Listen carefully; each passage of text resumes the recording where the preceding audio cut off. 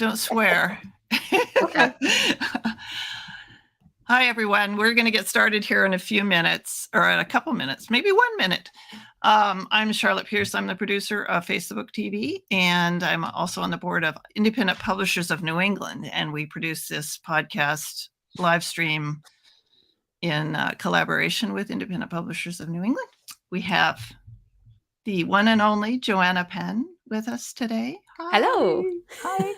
And Jane Juffet, who is going to be dropping down to run the back end, the banners and things like that. Thank you, Hello. Jane. Yep. You're welcome.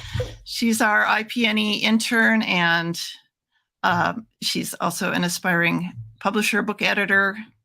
So she's the greatest. She's really crackerjack assistant. So if you have any needs, please contact me about Jane, because I think she's got a bright future. Okay, so we're ready to go, and we have a few people on already. Good morning from Los Angeles. That's I think Pam Shepard. Yes, Pam's on. One of our good friends of IPNE. Let me introduce Jane, and then she'll go through a couple different sections, and we'll have Q&A in between those sections. So please rack up your questions, and this is a fascinating topic that not a lot of people are focusing on right now. So you're in the cutting edge, the bleeding edge. So Jane, welcome, and thanks for being here. Oh, did you mean me? Joanna. Joanna. Yeah. So Joanna is a publishing futurist, as I call her. She writes nonfiction for authors and is an award-nominated New York Times and USA Today best-selling thriller author. At JF Penn is her pen name, so to speak. She's an award-winning podcaster and a creative entrepreneur. She has a Patreon, which I hope you'll tell us how to reach you there. And she runs her own micropress called Curl Up Press. So welcome, Joanna.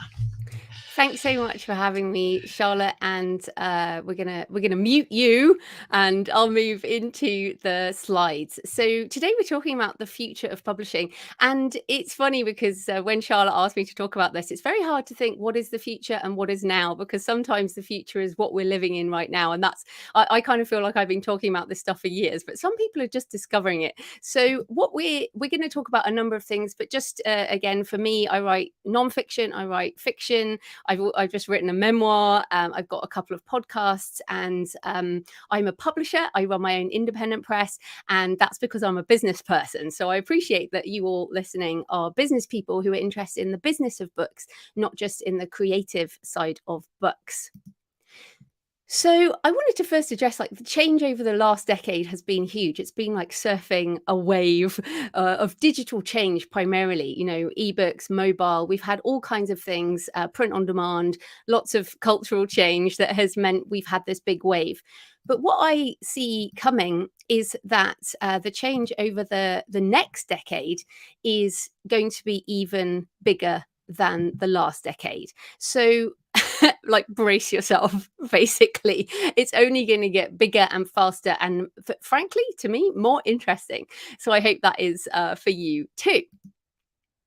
So as we go through today, I want you to keep an open mind. What technological changes have you underestimated in the last decade? So this is the one I particularly will always remember, when Steve Jobs held up the first iPhone. And I remember talking about it with my husband going, I'm sorry, why would I ever want a mobile device like that? My Nokia is brilliant. I love texting on my Nokia. Why would I want a smartphone? Who needs that anyway?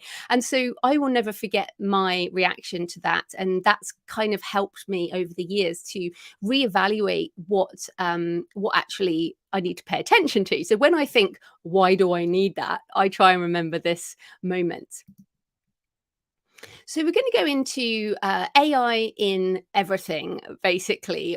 This is the first big trend, and I'm going to go through the slides, and then I'll sort of see if there's any questions on AI as we go through. So definitely have a think about your questions. So there's actually been quite a lot of news items, and oh wait, I'm just stopping. Are you hearing me? Is that okay? Just Yeah. Okay. I'll carry on.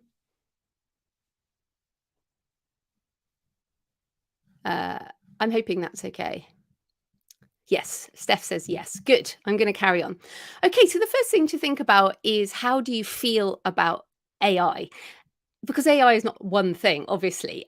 But what you do need to think about as rights holders, as publishers, is how are you going to deal with the changes ahead? And also, how might other people in your process flow deal with these tools? And also, how can you future proof your decision? So I hear a lot of people at the moment saying, I would never use AI.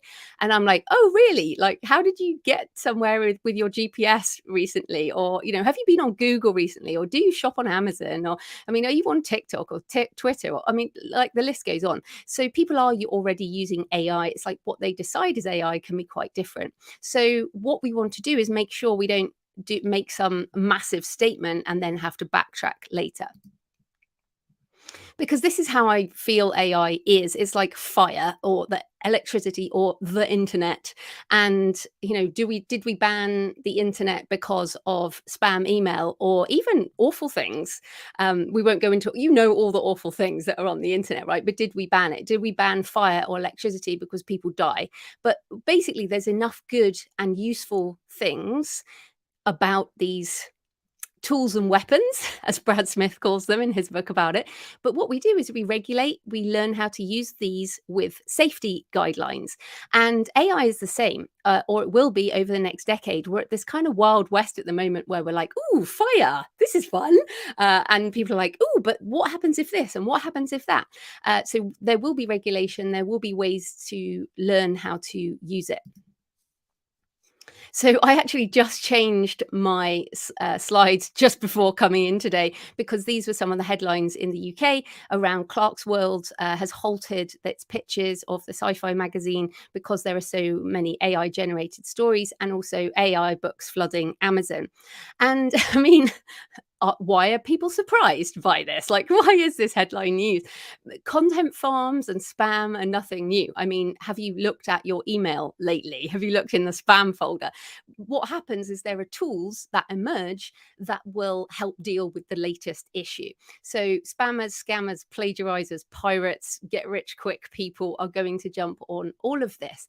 And this happens every time a new technology comes along. So again, don't be surprised. And it just annoys me when this stuff all happens, but it's kind of inevitable. But this is a reality, is there will be a tsunami of AI generated crap. And I use this phrase because it's what was thrown at self-publishing authors back in around 2010. An author called Joe Conrath had a blog post around the tsunami of crap. That's what people called us, including me, back in the day, because they were like, well, if anyone can put a book on Amazon, if anyone can publish, then a load of it will be crap. And it's like, well, yes, and a load of most things is crap. But there's an amount of quality work, which hopefully is everybody here, that rises to the top. And this is what will happen once again. So yes, there will be more. Instead of competing with 20 million books on Amazon, I will be competing with 20 billion books on Amazon. But this is why we have filtering, we have curation, we have ways of gatekeeping.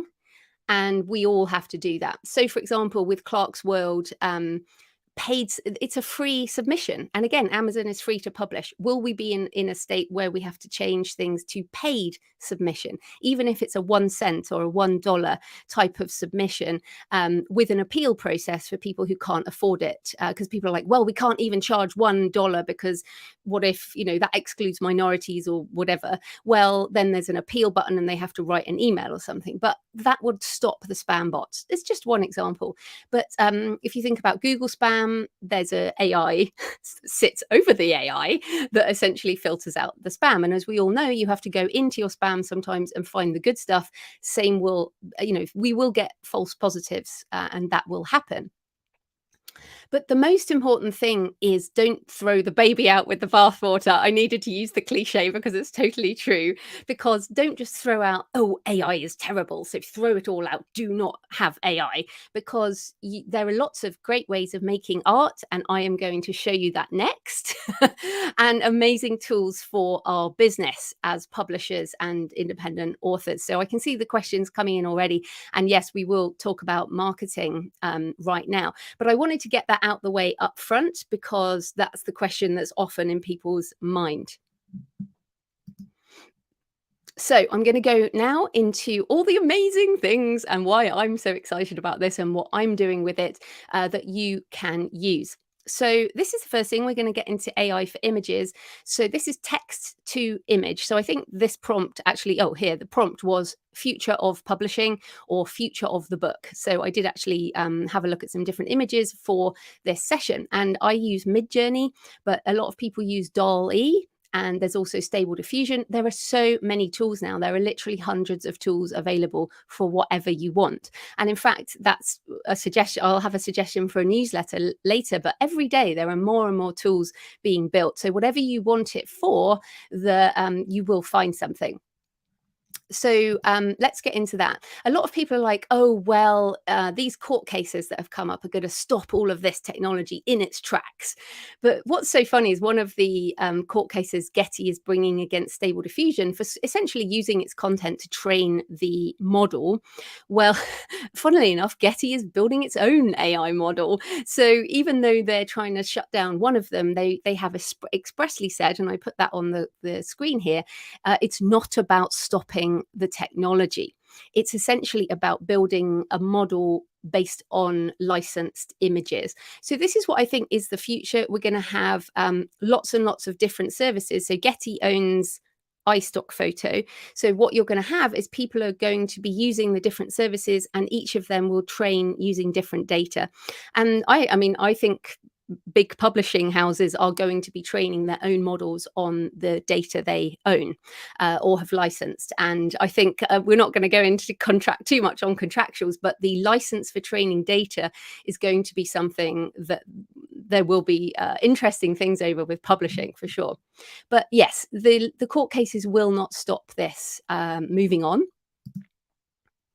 So let's go into some things that you can use it for. So this is a Midjourney image that I did about Egyptian tombs.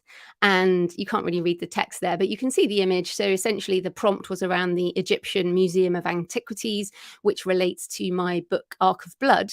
And I put it on Instagram, and because I sell direct, and we'll talk about that later, I could link it straight through to my book. So if people see the image and they like it, they can click through and buy the book. So that's social commerce with AI images. As I said, I love Midjourney, but you can play with different tools. These are some character things I did. I was world building for a mermaid, a sort of merfolk epic fantasy. It's really fun. And I was doing all these different kinds of merfolk. So, and what was interesting, so I put all of them onto Instagram, and I said, whose story are you interested in? And the one that came back was the old mermaid there.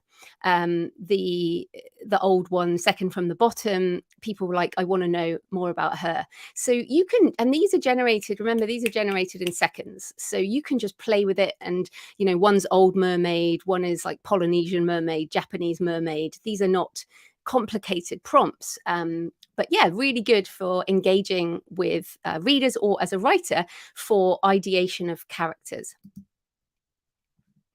Coloring books. This is brilliant. I mean, it's brilliant, and it's kind of, I mean, all of these things are brilliant and scary. So the prompt on this, you can see it at the bottom, is Japanese mermaid coloring book line drawing. So you can generate a coloring book pretty fast now. One of my rules is not using people's names in prompts. But as you can see, there is nobody's name in that prompt, and that is a coloring book page. So this is how people are producing books so fast, or art so fast now. I saw this come up on my Google feed. personalization of kids' books. And again, we've had these personalized children's books for a while now with people's names. But what this does is you actually upload a picture of your child, and they generate an image that actually looks like your child and inserts it into the book. Now, not sure if I would upload a picture. I don't have a child, but I'm not sure if I would do that. But you can see that this is brilliant. And the little pictures there, again, they're a bit small, but they're essentially kind of slightly cartoony versions of the picture that you upload. And you can upload, I've uploaded my own image to make kind of cyberpunk me and tattooed me and stuff like that, which is quite fun. But you can see how doing this kind of thing is a brilliant idea for a business. This person got this up so fast. It was amazing. Right, let's talk about book covers. And I think it was sometime last year, Tor, I think, was kind of caught in the act of using AI art on one of their book covers, which is crazy, as I'll explain in a minute, because it will be everywhere soon. But this is an example, and the blog post, I go into all the different ways that I use generative AI with this. This is a short story. So it's about a short story about a combat photographer, female combat photographer, and turns out there are no stock images of female combat photographers. So I turned to Midjourney, and you can see some of the variations that I was generating, but a really interesting process. And yeah, the question is, and someone has actually asked about this type of thing taking work away from human beings. Absolutely, this will take work away from human beings. That's technology. Are there people driving horse and carts around? No, there aren't, and the taxi drivers now will probably be replaced. I mean, no one promised you, a career. This is the reality of it. You have to adjust and change what you do. That's why we're doing this session. But in terms of the prompting of visual images, and it will be the same with authors, is the people who do the best prompting and the people who create the best images are already artists, because they know what they want. They have a visual direction. In the same way that I'm a writer and I know what I want to write, I have a creative direction and creative control. The same with visual images. So the best thing for you to do is hire a book cover designer who uses these tools, and then they're gonna go so much faster, and you'll get much more original work than you would have done without using the tools. So just to go into this in more detail, does your cover designer use Photoshop? Probably. So Photoshop has embedded with generative AI. These are the Adobe blogs. And again, as soon as you have a question about what about X, then literally go research it, because what's happening is every week, companies that previously said, oh, we would never do that, are now doing it. Google is a case in point. Last year, they said, oh, we're going to ban AI created work. And this year, they're launching their own generative model, or they did launch it like last week. They've launched their generative AI model. So that's changed as well. Okay. Right now, this is live. You can go to Shutterstock, which probably many people use as your stock photo, and you can actually generate images with Shutterstock. So if you have an issue with using something like Midjourney or Stable Diffusion, where you don't know the data they trained it from, then use Shutterstock, which is trained on the licensed images within Shutterstock. And this is the kind of publishing model that's possible for traditional publishing, of course, is going to be, well, we've licensed 8 million manuscripts over the years. We could now create a generative thing with our data. So yeah, I cannot see a problem with Shutterstock, because they would have had they own the copyright essentially of all the images on their stock photo site. So at least go and have a play with that one. Okay, so that's AI art. I'll just, as I see some questions, I might tackle them. Personalized books, how does it integrate with print on demand? Well, you just, you write a workflow that downloads the file, does the generative thing, and uploads the PDF. I mean, it's the same as anything with print on demand. You just upload the files. How you create the files, well, that's what you can do with AI. Okay. Let's talk about AI for voice. So for us as publishers, it's primarily for audiobooks. So I have I have 3 AI narrated audiobooks, and I really just did it to see what the technology would do, because I am an audiobook narrator myself. So for example, all of those books I have. Oh no, actually, Your Author Business Plan I narrate, and also A Thousand Fiendish Angels I narrate. That's a short story trilogy. But I'm obviously a British female voice. And I thought, well, let's do it differently. So Your Author Business Plan and Co-Writing a Book, they are narrated AI by an American female, and A Thousand Fiendish Angels is by a British man. So what you've got there is choice for the listener. And it's the same where I listen to a lot of podcasts and audiobooks, and with my Google Maps or with my Siri or whatever, you can change the voice. So why can't I change the voice of an audiobook? So what I think is going to be a stratification of audio rights. So at the moment, if you license rights from a creator, you might have story rights, or you just say audiobook rights. But what I think in the future is there'll be human narrated audio, there'll be AI narrated audio, there'll be hybrid. So for example, multicast audio will be a lot cheaper if you could have bit parts done by AI, for example. The one that obviously Google has this, Apple has this. I use Deep Zen. The quality is really, really good. And also 11 Labs, which is down in the bottom right. That's the one that is getting a lot of attention right now because it's really good. So again, I see lots of different options for I think narrators will license their voice. I think there's new jobs. I mean, a lot of old jobs will change and there will be a lot of new jobs. So for example, one new job right now is AI audiobook production. So I don't have the time to produce more of my AI books because you have to upload the files and then you have to proof them. So it's much easier, but you still have to proof them. So the process might have gone from a week down to a day, but it's still a day.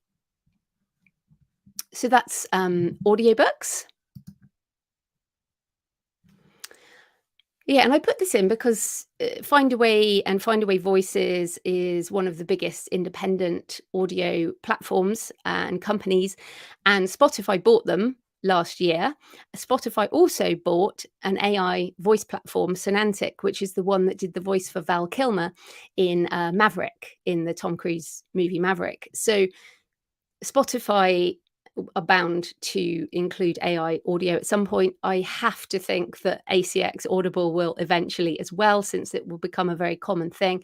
And I know people who have uploaded AI narrated books and essentially they haven't admitted it because the quality is so good. So for nonfiction, it's very good. And I'm not suggesting you do that. And in fact, just going back to my audiobooks, you can see I have a big badge on them that says digitally narrated. So I absolutely believe in labeling AI work.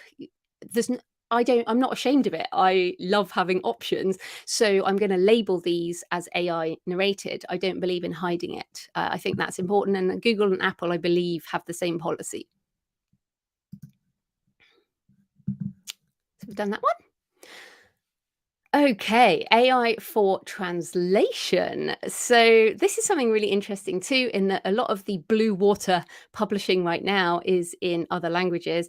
And I know in the past, publishers have worked with agents and done sort of rights deals in other countries. But I've been self-publishing in translation for a number of years now. You can use DeepL, which is a fantastic translation engine for first draft.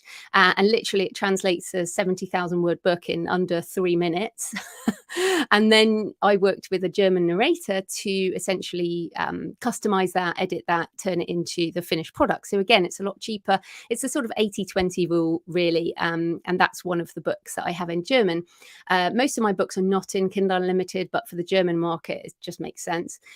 So yeah, I've done that for German. But again, you need a marketing plan. So I am licensing my rights in translation at the moment. But again, I know a lot of indie authors, particularly doing, putting their entire backlist into Spanish, into Italian, into German, into French. These are, big markets. So it's like, it's sort of, yeah, it's Blue Water Publishing. And in fact, one guy who was on my podcast, Mark Recklau, he is making most of his money in Spanish in the USA.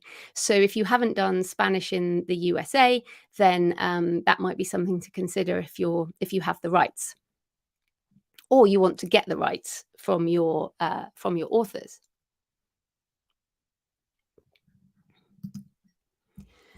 So what about AI tools for editing? Well, most writers now use either Pro Writing Aid or Grammarly. And in fact, you might use Grammarly as part of your blog post, part of your email. And both of these tools are AI powered. So again, if people say, oh, I don't use AI, well, it's like using Google with Grammarly. Okay, let's talk about AI for marketing. So some people right at the beginning, it was sort of, how do we use AI in marketing? Well, I mentioned a bit of the image stuff, but Jasper is specializing in sort of a layer on top of these tools for specifically marketing. But what I found, and I'm going to show you some examples in a minute, is you can get ChatGPT to write your ads for you really fast. I'll show you that. And in fact, I might show you that now. Yes, I'm showing you that now. So this is this is ChatGPT. So if you haven't been onto it, chat.openai.com. It is free at the moment. There is a paid tier. Often it's down during the peak American usage time because it's like 100 million people now using this tool. But you can see here the example of I'm writing a thriller novel about 5 strangers at a luxury desert hotel, each with a secret. I won't read it, but there's a couple of lines there about the book. And then I say, please expand this into a book sales description for a best-selling thriller novel. And it's outputted a sales description. Then if you don't like it, you can regenerate it. You can say, rewrite this to be more dramatic, or rewrite this to be more horror, or rewrite this with an element of romance, or you can basically do that kind of thing. Now, even people who do not like the idea of writing with AI like this, because who likes writing their sales description? And this is a fiction example, but I think I've got a non-fiction one later. You can copy and paste your current sales description that you're using on a book, and you can ask it to rewrite it to be more like a best-selling memoir or something, and you're going to get some really good ideas. So this is one use case that I think many authors and publishers really want to get into. This is the rewrite, like I said, and in this case, I actually, I said rewrite it to be shorter. So I had to, I only had a short amount of text that I could use on one of the advertising platforms. So I asked it to turn my longer form sales description into a shorter one. And then I said, I want to create some ads for this book. Please write me 10 short ads that I can use on Facebook. And you can see there some of the examples of the ads. And again, you can just say, oh, create me 10 more, or create me with some better hashtags. So you can see it's given you some suggestions for hashtags. It's just made them up, which is brilliant. But you can see, I mean, some of these are pretty good. 5 strangers, 1 luxury desert hotel, and a violent sandstorm that cuts them off from civilization. What secrets will they reveal, and who will come out on top? Find out in the Sandstorm Hotel. I mean, that sounds pretty good. So let's face it, most of us are in the publishing industry. We love books. We love books. We like long form. We're not so good at marketing. So this is like your secret weapon for marketing brainstorming. And if you have someone who in your company that does marketing, if they're not using this, it's kind of crazy time, because you can come up with so many ideas so fast. One question here, with the short ads, can AI pull in an image for you as well? This particular tool, ChatGPT, cannot, but Jasper, I imagine, can.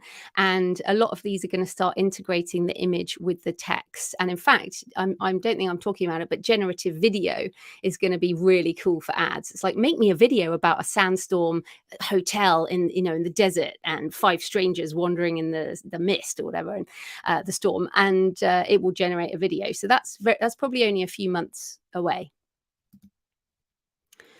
This is just some examples of story ideas. So what are some of the breathtaking plot twists of this story? Please give me 10 options. So again, I'm sort of brainstorming with it to come up with ideas. And again, you can do this with nonfiction, whatever you want. This is outlining, so then please expand the sales description into a story outline with 15 chapters. So, and again, you're going to take some, you're going to leave some. It's like a sort of co-pilot collaborative brain approach.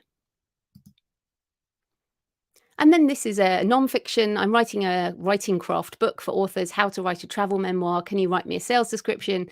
And then I say, yeah, I expand that into chapters. So again, you can see some of the other things I'm doing is I got asked to do a one sheet pitch for a TV show. And I was like, I don't know what a one sheet is. So I went on ChatGPT and I was like, and I'm always very polite. So like I say there, can you please, right? And I say, thank you. But I said, can you give me an example of a really good one sheet for a thriller TV show? And there's the example, it gives an example. And then I say, right, here's my book description. Can you give me a one sheet using that template? And it did me a one sheet. And I've actually got a meeting next week with a producer. So and it would have taken me so long to do that. And like literally I read it and I was like, do you know what? I'm just going to use it as is. I just don't think I have, because remember, this is trained on the entire, like not the entire corpus of the world, but it pretty much knows what it's doing. So does ChatGPT or other platforms have a cost, like a subscription? So ChatGPT has a free level, but it also has a paid level, which has only just been introduced. I mean, remember, ChatGPT was only launched on November the 30th. Last year, 2022. It's like revolutionizing the world right now. But there are lots of other platforms that are built on top of just to explain. So ChatGPT is built on top of OpenAI's GPT-3 or 3.5 or something like that. And there are other platforms that kind of link into that back end, not to get too technical. And like Jarvis, if you use Jarvis, that marketing tool, that's built on the same technology, but it's just helping you with the front end. So it has like write a blog post or write a Facebook ad or do an Instagram thing or so it has different buttons and it will kind of help you more. Whereas ChatGPT, it's literally just a text box. But I've given you some examples for you to play with. So you could just go on ChatGPT later, chat.openai.com. Maybe some of you are doing it now. And you can start playing with it. And the idea, and this is the attitude. The attitude is play and curiosity. And that will get you a lot further than putting in one thing and saying it doesn't work. It's like you've got to learn a new way of interacting with this tool in the same way that we all had to learn Google. Like, remember when we had to learn Google search, or even like when we had to use a mouse? I still remember having to teach my mum how to use a mouse because she would take it to the end of her desk and she'd be like, well, what do I need now? And I'm like, well, you pick it up and you can move the mouse. And I still remember training her on that. So PL Shep, whoever that is, says $20 a month is worth it. Yes, it is. Absolutely. Although, to be fair, I'm still using the free version. But what is interesting is, everyone's getting ChatGPT is at capacity. This is why the best thing to do is to go in when Americans are busy. So I normally work on ChatGPT in the morning, the UK time, because all you Americans are asleep. So what I'd suggest is if you do it at dinner time, like dinner time Eastern or something, you'll find it's fine. Also, just refresh it and it will potentially come back. I'm glad some of you are playing with this right now. Okay, this is another tool called Pseudo-Write, which is, again, fine-tuning the models is going to be the future. So I don't believe there will ever be like one tool that everyone's using. There's going to be all these different tools that do different things. Pseudo-Write is pretty much the best tool for fiction, and I use it mainly for the sensory description. So in this case, I highlighted underwater temple, the words underwater temple, and then I click describe, and then it gives me all these different sensory details and some metaphorical details, and essentially I can then use these as ideas. They kind of spark off things to do other stuff. So that's kind of how I use Pseudo-Write. I've got a tutorial so you can watch that and see some of the other functions, but again, all of these things change over time. And this, I mentioned this earlier, but essentially this will be coming to MS Word very soon. So essentially, Microsoft have licensed this technology. They have paid OpenAI, who make ChatGPT, to license it into all of their products. So you're going to have it within Word, within PowerPoint, within Outlook, and it is already in Bing.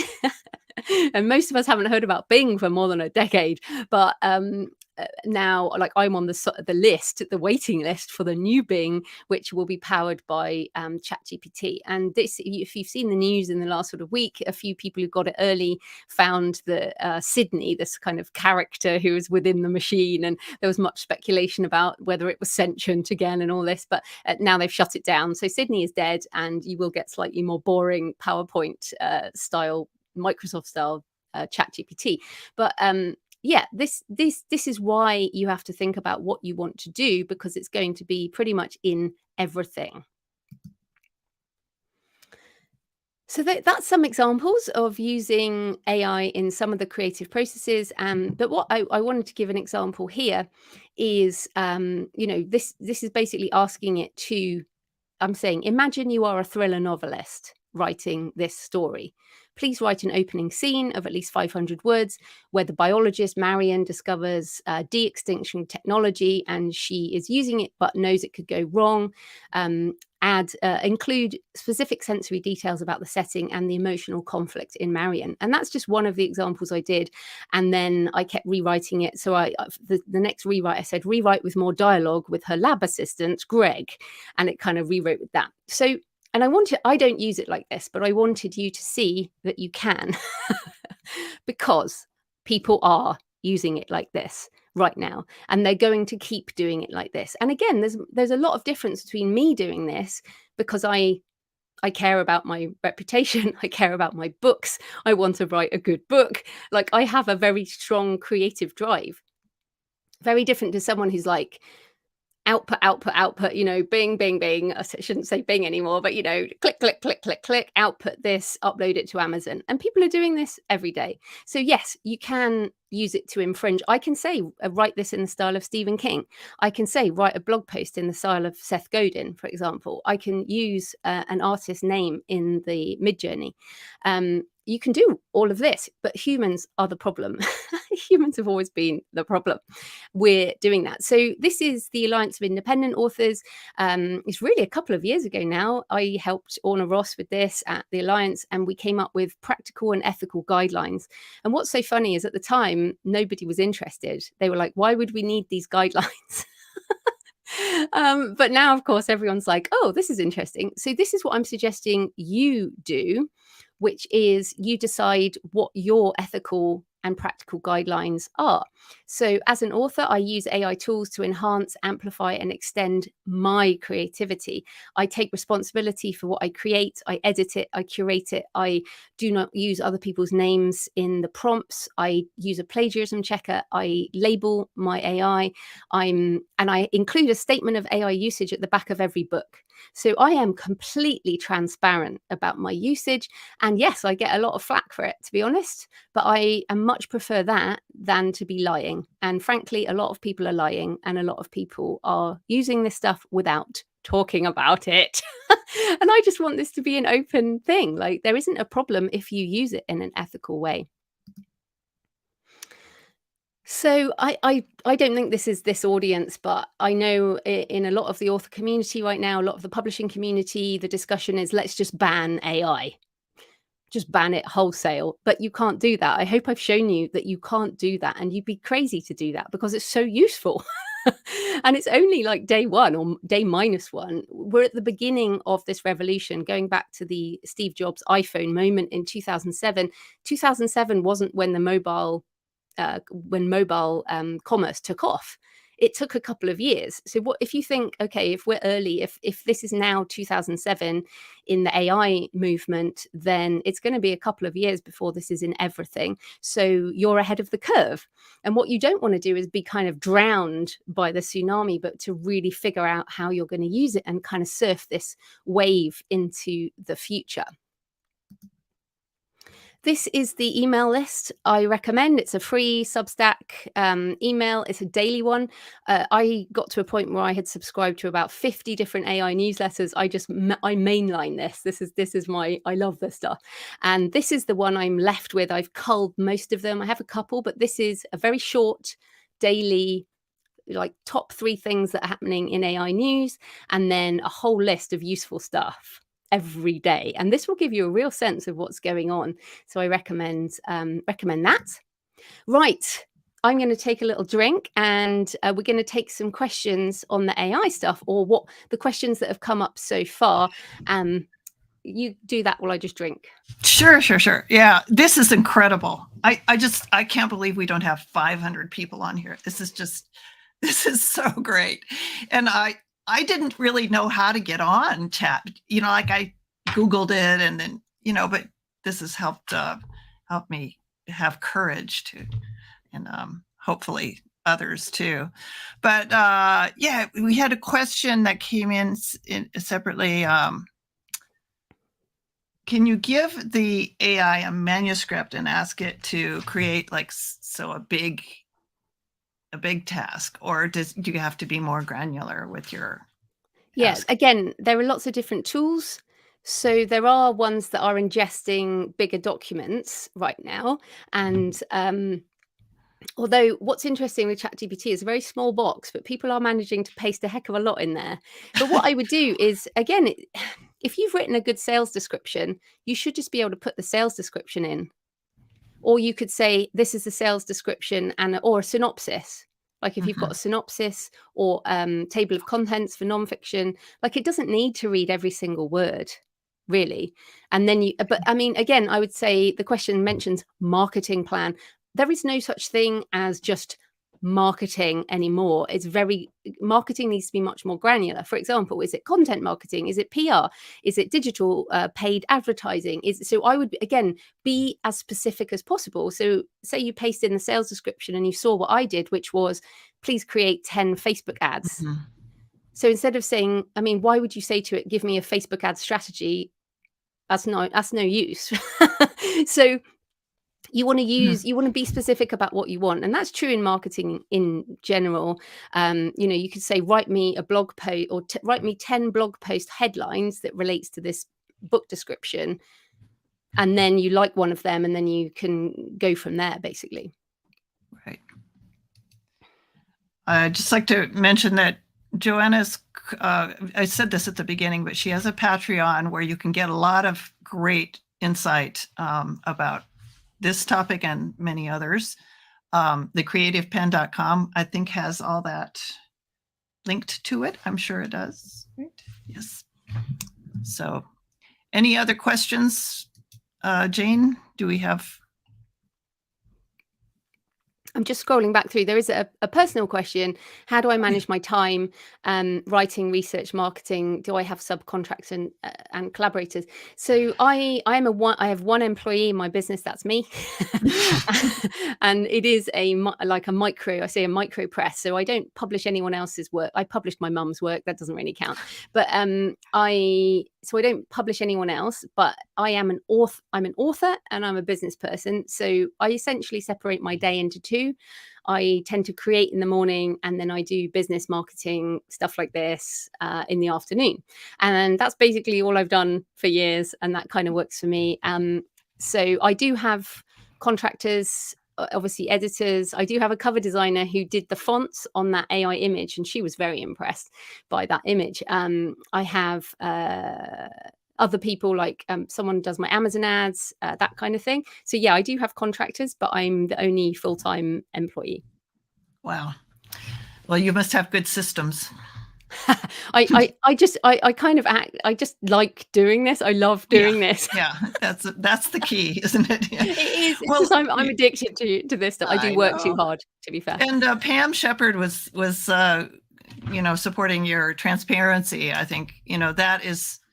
I think the people that do that will come out ahead. It's just. I think that, but also I feel like we're in the point where people are being hounded. I've certainly been attacked and hounded and review bombed and all the negative things that can happen for my approach, because people just throw me in with the scammers and the spammers, but I also went through this in 2007 as one of the first people in the early self-publishing movement. People were like, oh, well, you must be crap then. Oh, well, you'll never be successful, oh, well, your work, you just must have been rejected by publishers. And I'm like, Mhm. well, no, I'm a business person. I'm going to run a publishing company. And now we think that being an independent author or independent publisher is like a good business decision. It's Yeah. things have changed a lot around independent publishing, and Right. things will change around this stuff. I mean, do we question anymore the fact that we're online right now? We don't. There are lots of technologies that just become part of the conversation, and all these technologies use AI and the kind of sound leveling and all that kind of thing. Mhm. So Mhm. again, I think we're just at this inflection point where people are just haven't used the things yet. They don't know what they're doing, and very soon they're going to be like, "Oh, it's like the algorithm on Amazon," or "Oh, it's like the Facebook ads algorithm," and they'll get used to it, and we won't have to talk about it anymore. But right now, we do have to talk about it. Right. Well, you've gone through some of the questions that came in. Thank you for during your presentation. But we have Laura Williams, who does my websites. She's awesome. LauraWilliamsPages.com. Thank you, Laura. Watched a YouTube video on applying ChatGPT when coming up with video ideas. Interesting. Yeah, Huh. I think, like I said, this is only day one. There's a lot of very exciting stuff to come, and I'm really this audience here. You're the ones who are excited about it, but this is pretty small audience, as we were discussing, Charlotte and I were discussing earlier. But that's why you're in a really good position. You can Mhm. build new business practices and new creative practices using these tools in an ethical way, and you'll be able. Like, I have a very successful business now because I got in on self-publishing, podcasting, social media. All the new things that happened in 2007, 2008 was what I built my business on. And now I'm kind of rebuilding my business with all these new tools to kind of Mhm. surf the next 15 years. But this is not the end of the chat. We have another half to go. So I'm looking at the time. Yes. Let's do Let's that. get back to Okay. the Thank you. presentation. So I'll just wait. Jane, you're going to put it up? I just see me at the moment. So there we go. Okay, let's get into the next bit. So the next bit is changing publishing business models, because this is the other thing I'm super excited about. So we do have some problems. Oh, and I should say all the images on this deck are Mid-Journey. This is another Mid-Journey image here. But profits are falling, you might have noticed. Because subscription models are sort of driving digital revenue to zero, as like you have to put more and more in and get less and less money out. The abundance of content, like we just talked about, AI is amazing, but there is going to be more and more and more books, and not all of them are going to be crap. In fact, a lot of them will be very, very good. In the same way with self-publishing, you can say, sure, there's some bad ones. There's a heck of a lot of good ones.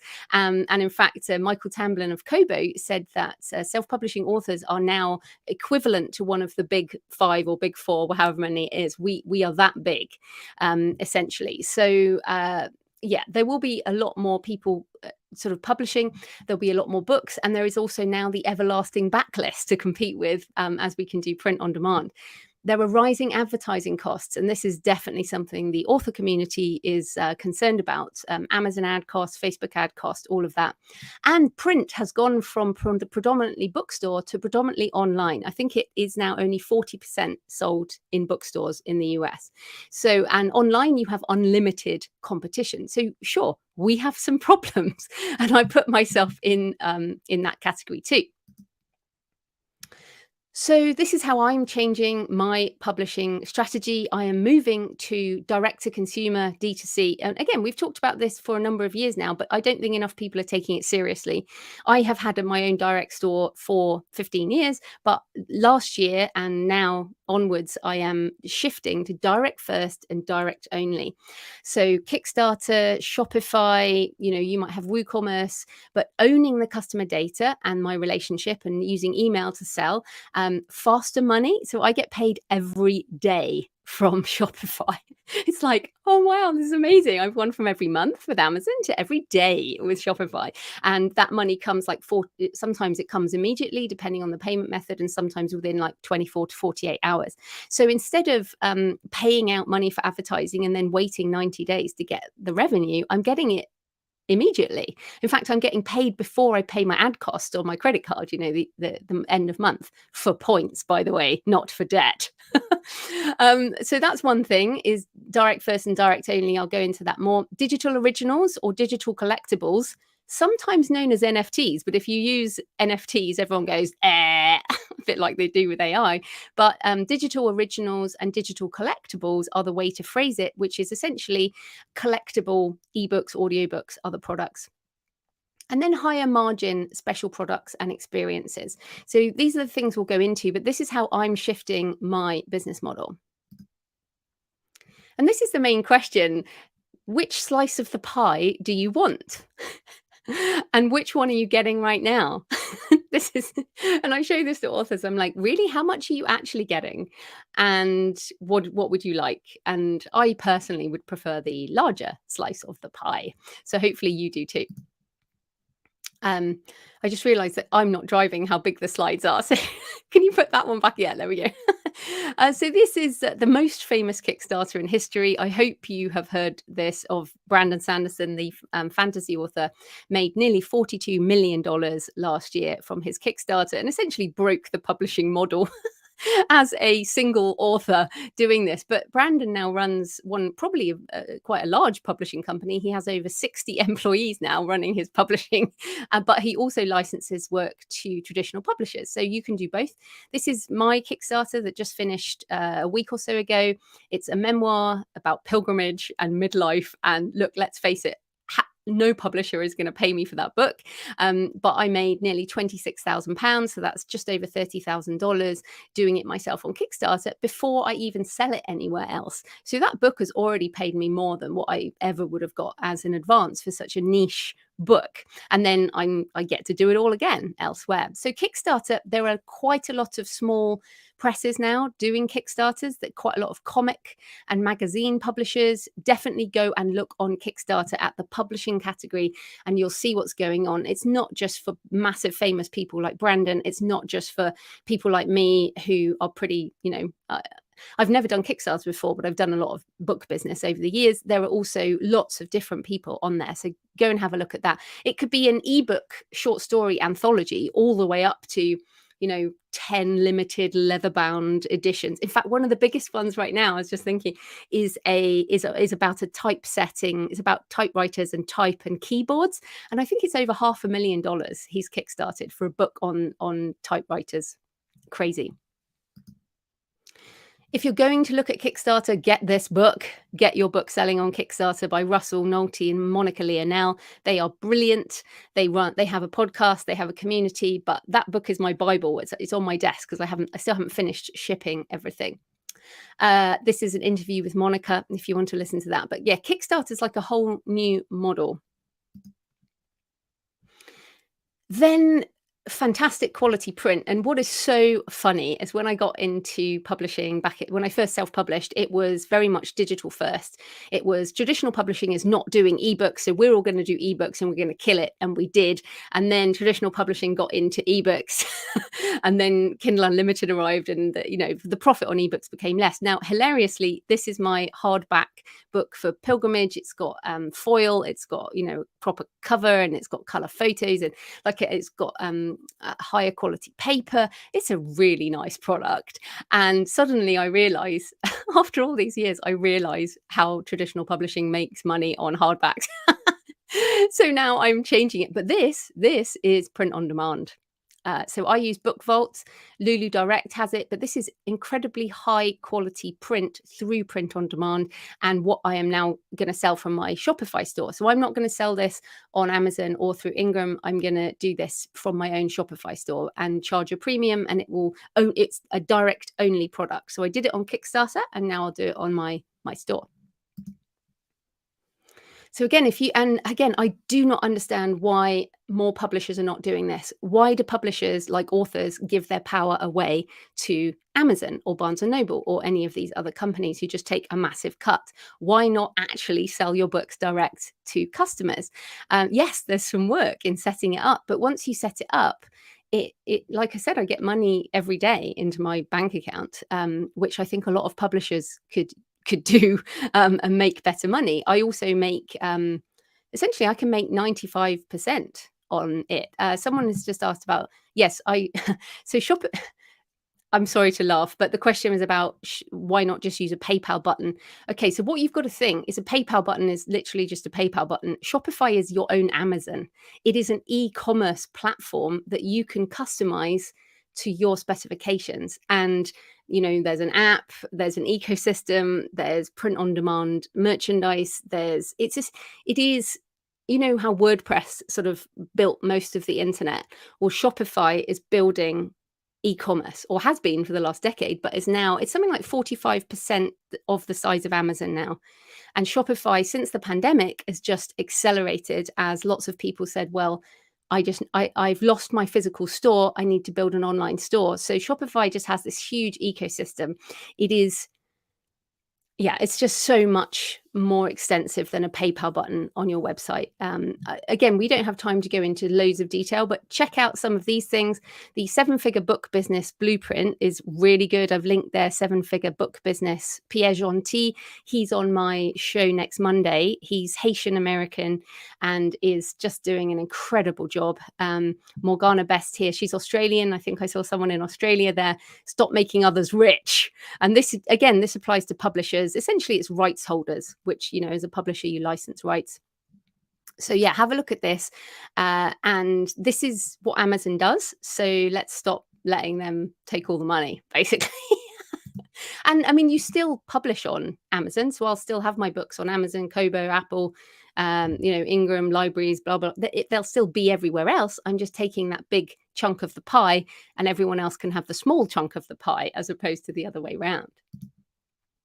This is, some screenshots from my Shopify store, but it's at creativepenbooks.com. You can go and have a look if you want to see what I'm doing. And I'm really only in year one of my Shopify store. And again, I feel like I'm building my business up on Shopify as I have done on Amazon and all the other stores for 15 years. So I'm definitely starting again, but I'm building a business for the next decade. That's what I'm doing. So PayPal is one of the options, but essentially these are some of the tools you can use. BookFunnel delivers ebooks and audiobooks to the customer's device, whether that's a Kindle, an iPhone, whatever device they use. They also have great customer service where they will deal with, Mrs. Moggs, who has a 10-year-old Samsung tablet that has a really old browser on. They will deal with getting the book onto her device, for example. ConvertKit is an email service. There's lots of different email services. So essentially, like I said, as an individual author, I use tools to leverage my brain into a business. So I create the stuff and then I sell the stuff. And again, once you set it up, it's not that complicated. It just takes a big mindset shift. I mentioned BookFunnel, but also they have an audiobook app, so you can sell audio direct. And this is amazing because the audio revenue has really dropped recently, since, even Audible sent around that email that said, hey, we're cutting your revenue. It's like, really? That's really off. They didn't say that. They said, we're lowering our prices, which has the result of lowering the revenue. But yes, you can sell audio direct and get it on your device. I mentioned this earlier, social commerce. So this is now, because of the integration of Shopify, this is another reason, like the PayPal button doesn't do it, is my shop on Shopify integrates with Facebook, it integrates with ads, it integrates with Instagram, and loads of other platforms, YouTube, for example, so that the customer can be like, oh, that's a nice thing, click, and it goes straight to my store and they buy. Now, a while back, we all thought it would take like 7, we all said with social media, well, you need 7 tweets or 7 Facebook things before they buy. Now, social commerce, it's like, see a thing, buy it. That's what's so cool. And the integration is another reason I'm building this. In fact, that report there, The Future of Commerce, well worth reading from Shopify. Even if you don't want to use Shopify, it goes into the trends around e-commerce. So then, just aware of the time, there's just a couple more things around the future. I don't want to get too much into blockchain, but essentially this is about ownership of digital assets. So you might realize at the moment that if someone buys a ebook on Amazon, they don't actually buy it. They just license the rights to read it for a while. Whereas if you buy one of my NFT ebooks, that is your ebook. You can sell it. if you want. There's also going to be really good ways of changing revenue systems. So you'll be able to instantly payment split between all loads of different people. So programmable assets through smart contracts is what we're talking about. But that's like a half-day workshop in itself. So I really just wanted to briefly touch on it. Also, it feels like the AI stuff and the direct sales is more urgent. This, I'll tell you in a minute what you need to do with this, but just to say, this is the difference at the moment.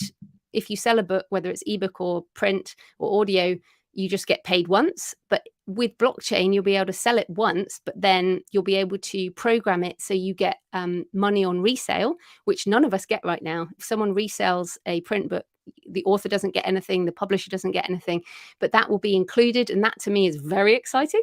Also, there'll be lending models. So you can, you might have a first edition library or a special edition library that you can lend out of. And again, the reader gets money, the creator gets money. So it's essentially going to be new revenue streams based on programmable digital assets. Big topic, maybe for another time.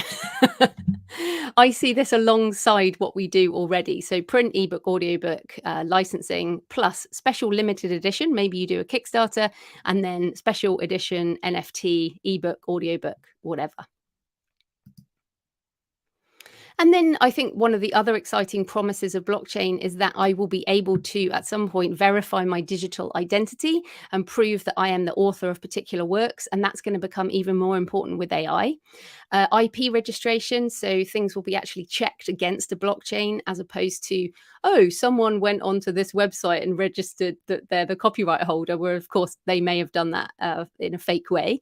Then also that I would just love, why doesn't Amazon check the IP registration before actually just publishing things? I'm sure all of you get this, but all of my books have been plagiarized, pirated, and re-uploaded to Amazon. And then, as we mentioned, the payments can do automatic payment splitting, automatic payment to multiple wallets, which will remove a lot of back end and back office processing, which again, we all really want. These are some of the companies that are enabling NFTs for books. So you can go check out some of those. These are some of the podcast episodes I've done. So if you want to know more and that legal and contractual aspects and the copyright, intellectual property ones, you might want to listen to. They're actually with professional people, unlike me, as in they are professional lawyers and people who know the legal side of this stuff. So go check those out if you want to know more. So this is what I want you to think about, which is, okay, so maybe I don't want to do NFTs now, or I don't even want to know about it. But what if you do want to do that within the next 5 to 10 years? Every time you sign a contract, whether you're an author or you're a publisher, and your licensing rights or licensing rights from one side or the other side, you need to think about, what if I want to do NFT editions? So personally, I would never sign a clause that was similar to all formats existing now and to be invented for the term of copyright. That is basically a horrible clause for the person licensing their rights. I know a lot of publishers use it. Please don't.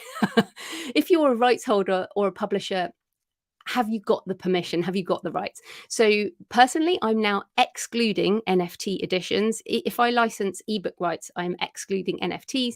What you might want to do is clearly define digital rights. And my question there is, what will the metaverse format be?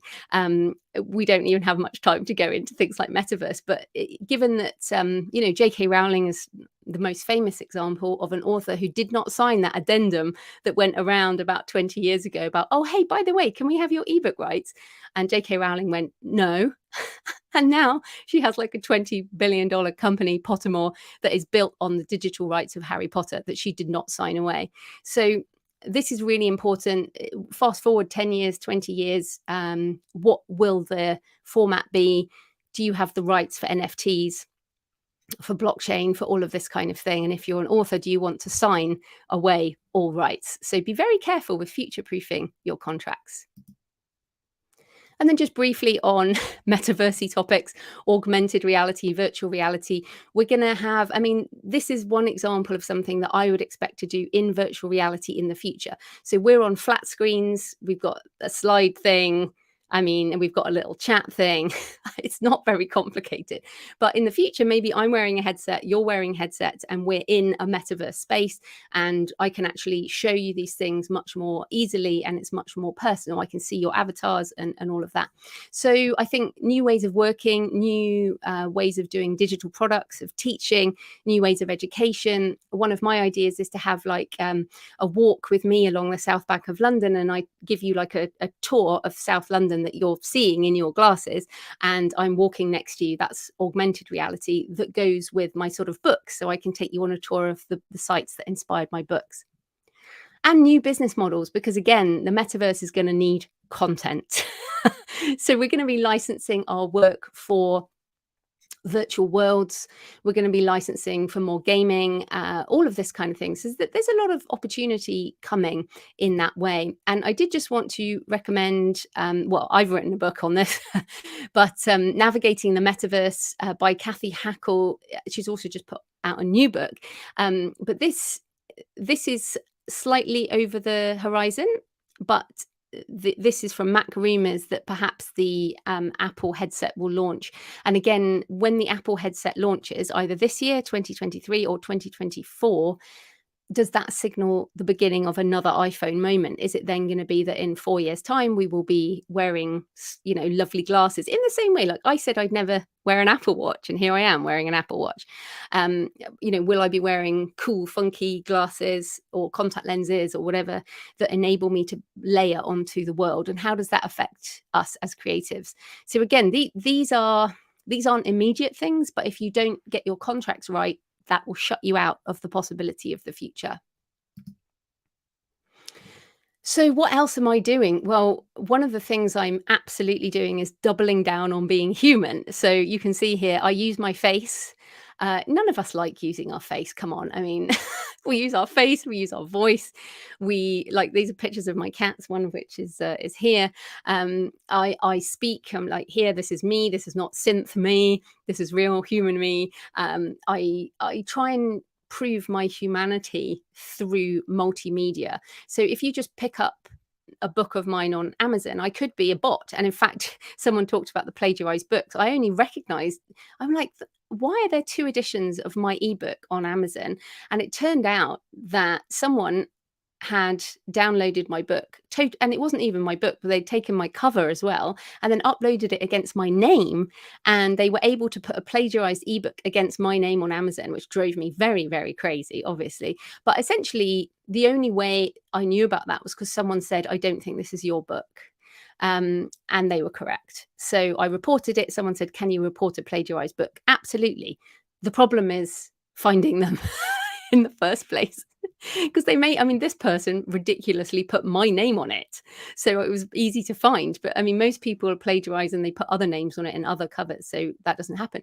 But yes, for me, and of course, if you are a publishing company, then it's making your authors do more humanizing things. So they're not just AI bots. To compete with the machine, we have to be more human, basically. That idea of know, like, and trust, where we can say, well, you know, trust me, I've been doing this a while. This is what I think. And we find voices that we will listen to, basically. So yeah, the main question is, how can you surf the wave of change ahead and not get completely drowned by it? Are you willing to pivot and learn new things? For me, this is what I think about. It's curiosity all the time. So instead of fear, can you choose curiosity? Can you think long term about all of this and consider what might be ahead? So yes, there's more at thecreativepenn.com/future is where I have all my extra episodes and all of that kind of thing. But now we will, and you can download the slides, and Charlotte will share the slides as well. But yeah, let's get into some more questions. We can do more AI questions, or we can get back into direct, whatever you like. No, Joanna, I was wondering if we could invite some of the listeners to the studio. Is that something? Yeah, whatever you like. Yeah. Let me pop the I'll pop the link in the. This is a unlisted, so please don't share it out there in the AI world. But the StreamYard link, and then when you come on, I will let you in the studio if you want to talk to Joanna directly. It's a rare opportunity. Or you can just do a question in the thing. That's question fine too. in the thing is fine. Yeah. Yeah, because I know certainly with my audience, with authors, most people keep their camera off and they do not want to speak live. So I completely get that. I know. It's just like, as you spoke, I just had so many things. I just want to kind of dive right in and try all this stuff. Oh, but, well, that's really good. And I think it was Pam said, it's Pam. It says, thank you, Joanna. This is exactly what I needed. You've shown me how to do the prompts. And I find this really interesting. The prompts are that curiosity I just mentioned. People treat it almost like Google, for example. So with Google, you put in a search and then you hit enter. And if it doesn't come up with what you want, you kind of delete your search and you put in a new search and you hit enter, right? That's how we use Google. Whereas how you use ChatGPT is you kind of go, do this, and then if it doesn't do what you want, you carry on the chat and it kind of, and you say, oh, actually, can you make it more this or make it more that? And it becomes much more the way we talk to another human, dare I say, because, like if I'm talking with Charlotte and I realize that perhaps she didn't get what I meant, I will talk about it in a different way. So it's like, we do that with humans. We're like, oh, I don't think they really get what I'm talking about. So I'm going to rephrase that. And so I think that's the way we've got to approach this is, look, we don't treat it like old school technology. We treat it like something that's much more interactive. And that's the difference. So that prompting, I'm really glad you said that, Pam, because people have said, oh, I don't know what to do with it.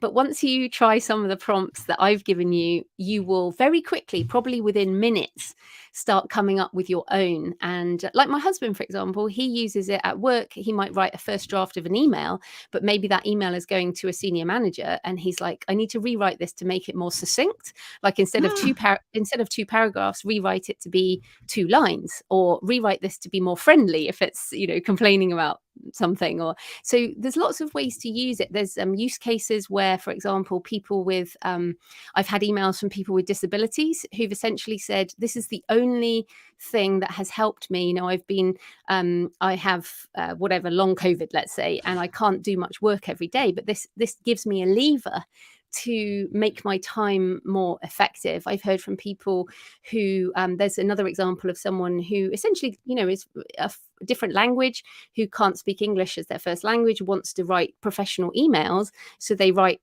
whatever they can, and then please rewrite this in proper English, for example. So it's going to be a way that people can approach their skill gaps.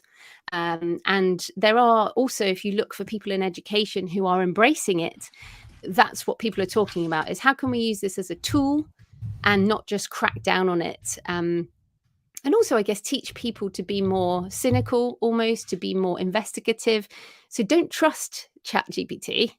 Don't trust these AIs to be telling you the truth. They make stuff up, or they're not truth engines. They are models that will tell you the next statistically probable thing after your prompt. So that's why people are like, oh, well, there's a mistake in this AI. And it's like, yeah, because it's not actually what you're using it for. So yeah, you have to go in with a sense of curiosity, a sense of trying to figure out what you want to do with it, basically. So any other questions, you can type them in. Or come on the studio if you like. The link is up there on the screen. Jade, do you have anything that you'd like to? You don't have to. No, I was the one who typed in about like AIs with artists and authors, and just trying to like find a way to make everybody work well together, that type of environment within the publishing community, because obviously we need humans, and the future of AI is quite important to humanity. So it's just that type of, yeah, thank you. Yeah, and I think, to be honest, the publishing community doesn't work that well together most of the time. There's always some drama or another drama, like the Roald Dahl drama going on right now. I mean, seriously, sure. we love a drama. So there are always going to be people who kind of protest this kind of thing. But again, it's like when ebooks came in, some publishers have never gone with ebooks. But personally, for example, I want to read ebook fiction. So if you don't have one, then I won't buy your book. So we all have our preferences. And so, yeah, I think we're just going to have to adapt to the tools. And as I said, I think there will be new jobs, but some of the old jobs will obviously change. Yeah, I think for me, it's time management, like when new stuff like this comes along, like how do I just allocate the time or budget the time to get up to speed, break the learning curve, or ascend the learning curve. And I'm tempted to. I often take on the next great thing, and it takes too much time. Yeah, I'm the same, but I think with this, it's but like podcasting, for example, back in 2009, I started podcasting, not really knowing that it would turn into what it is now. And my podcast is pretty big and makes a full-time living all of its own. It's like its own separate business. So I think some of these things stick and some of them don't. So what I would say is spend enough time with something to see if you want to take it any further. So, right now, like I said, I've taken my foot off the pedal around NFTs because I feel like because of the crypto crash last year, NFTs have kind of gone off the boil. But that doesn't mean I think NFTs will come back, but they'll be called something else. Interesting. Yeah. It's a bit like we don't go around saying, "Oh, have you read this EPUB?" Have you read this Mobi, this Mobi file? That's not how we talk. So NFTs, non-fungible token, is like the EPUB, but they will come back for sure. It's just that right now I've put it aside because I'm focusing on AI and Shopify, because I really think these are the levers for my business for the future. But you've put a question on the screen there. Laura Williams says, have you found that using AI to create the text for social media posts is effective? So, Laura, I've used images. I haven't done text on Instagram with AI, but absolutely, it could do it. Like you saw with the ChatGPT examples, you could absolutely say, I'm writing an Instagram post about, I don't know, spring flowers for this gardening book. Give me 10 examples of what you would put and include the hashtags. And then you would put, you could test them, for example, using one of the scheduling tools. I use Buffer app. A lot of people use different tools for social scheduling. But I mean, again, a lot of this is about curiosity. It's taking a question like that and going and researching what might be a good tool for it. Thank you, though. And Laura, maybe you could answer whether you will be trying this if you're willing to. It's like I'm interested to see, are people excited about this? Are you scared about this? Like, what's the kind of emotional reaction? I hope that with this particular audience who want to hear about this topic, that you are excited. But I know that right now it's a difficult time in publishing. I mean, what I kind of expect to happen over the next year, a bit like the way Google does with SEO, with spam, is it's like, here's something, we crack down on it, but we crack down too hard.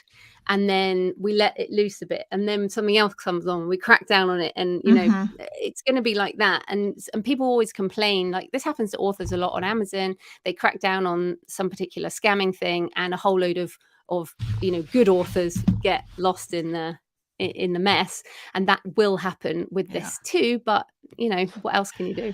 Oh, Laura says I will. I think it's fascinating. That's really good. Yeah, sorry, I keep fighting with the banners, but I know we keep fighting each other. I know. Jane's clicking and I'm clicking. So, but this is I really have I really love having a kind of a loose discussion at the end, and I'm wondering if there's going to be a lot of need, I think, to cover the topic again, and whether maybe you can come on in a few months and update us, or I think, Charlotte, you'll be the one doing it because you will have embraced all of this, and between you and Jane, you'll be like, here's all the new stuff. But I mean, this is the other thing. So, like I said, I updated these slides this morning, and And we confirmed this last week when I did the main draft of the slides, and then I changed it I was literally about to send you the slides, and then I saw all this stuff taking off, and I was like, I've got to talk about Clark's World, I've got to talk about the headlines in the Guardian like today and the Independent, and this is actually what publishing will be. And if you haven't seen them, they literally came out today and yesterday. So, and I mean, even like we mentioned Sydney and Bing and all of this, I mean, literally it changes every single day. So, I mean, like you said, in 6 months' time, this type of presentation will be quite different. And what I find as well is I do a presentation like this, and then when I see people who've been in that presentation, some of them have now, like Notion. I don't know if some of you use Notion for your workflows. Yeah, so Notion now has an AI. So you can use, yeah. So you're excited about that. Maybe Jane, you could look up Notion AI. Just Google Notion AI and you put the link in the chat, because a lot of people who run bigger companies than me are using Notion AI for their workflows. And there's people just some social media person email me. She's using one of these tools to essentially get ideas on ChatGPT, put them into Midjourney, and then take the images, put them into Canva, resize them for the different platforms, and then use a scheduler to post them. And you can use something like Zapier, for example, to link together different tasks, and you can do all this like automatically with all these tools. Fantastic. So it's up there now. And Pam says, I'm jumping in. The sooner I get my hands dirty with mistakes, the sooner I'll learn how it works. That's exactly the right attitude, because just play with it. Like I feel more like a kind of kid again with all this stuff. I'm in Midjourney every day. So like this extra slides that I made around the tsunami of books and stuff, I made those this morning to fit my slides, and it's so much fun. It's really, really fun. So I mean, who knew that this would be fun? But it totally is. It is. It's like a kid in a candy store, like you said. But yeah. Well, we have a few more minutes, or we can wrap it up. I would like to see if everyone listening, a couple of people have dropped off, but let's continue the discussion. And Jane has given us a good start on all this. I'll try and get the slides out and with some live links. So all those links that she had in her slides would be live. You can just click on them as you go through. So anything else you'd like to wrap up, either one of you? I think subscribe to that Ben's Bites. That would be a good step, because you don't want to drown in this. It is easy to drown in it. I regularly drown in this stuff, and it kind of like, oh my goodness, the change. And this is just in publishing. You realize if you actually jump into things like biotechnology or climate change or anything, this is happening in every industry. This is not just our industry. And in fact, I did a keynote in America last week, and I said, let the AI take my job and save the planet. Because there's loads of stuff going on in climate change, and people are like, oh, I want to ban the AI from taking my author job. And I'm like, yeah, but we could solve climate change. So what would you rather have? So I think there's some really interesting future stuff. But also that my link, thecreativepenn.com/future, there's a whole load of books and a whole load of resources there to delve into things further. So thecreativepenn.com/future. Yeah, I think your analogy with the taxis and the like the Uber and all that, I was talking with my Uber driver the other day, and he said taxi drivers used to, at Logan Airport in Boston, they used to throw like eggs at them, at the Uber drivers, but now it's all kind of resolved itself. Now they are Uber drivers. Now they are Uber drivers and Lyft drivers. And soon they'll be replaced by the, self-driving cars. Something like that, when they get the software worked out. Well, thank you so much, Joanna. You're the best at this, and we're going to follow you, and we'll report on our own. Let me know how it goes. Thank you for having me, everyone. Definitely. And my email was on the slide, so you're always welcome to email me. Perfect. Thank you. And we'll talk to you at another time. Bye.